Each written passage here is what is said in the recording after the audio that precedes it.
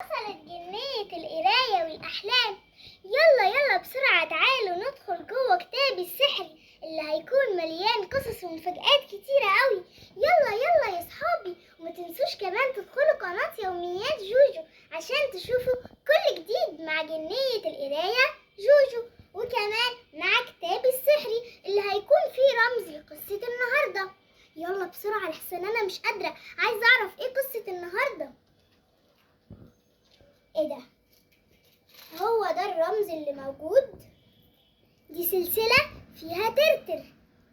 ياه، مين قصة ترتر؟ قصة ترتر انا عرفت يا صحابي. يلا اكتبولي في الكومنتات انتوا كمان عرفتوا ولا لأ. انتوا فاكرين المقولة الشهيرة اللي كل ما حاجة بتضيع منا او بنبقى مش لاقيينها او بنبقى عارفين مكانها بس بنقول انها اكيد مش هنلاقيها، بنقول ايه؟ بنقول ده عند ام ترتر. هي دي قصة ام ترتر.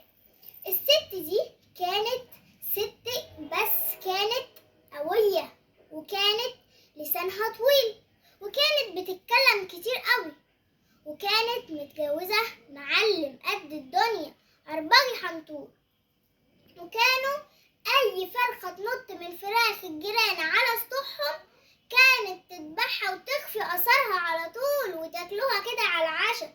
ولو حد سألها على الفرخة بتاعته تجيب بقى في السيرة وتفضل تقول ايه ده؟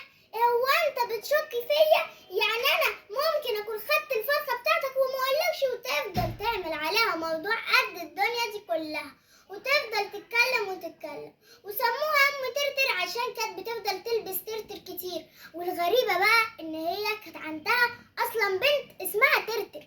ازاي؟ انا معرفش، في اسماء غريبة يعني تحس ان هي بره الكوكب ده اصلا. فهي دي يا سيدي حكاية ام ترتر، وهي دي قناة يوميات جوجو. ويلا ادخل بقى واشترك، انا مستنية اللايك بتاعك والتعليق.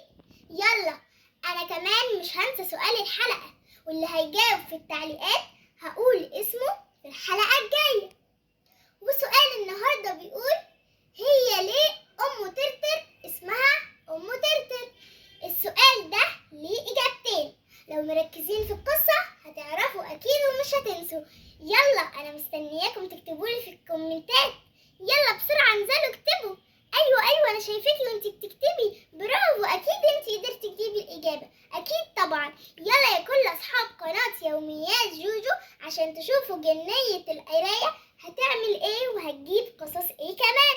يلا انا عارفاكم هتدخلوا تشتركوا وكمان عشان تسمعوا قصص كتير مفيدة. يلا باي باي بقى عشان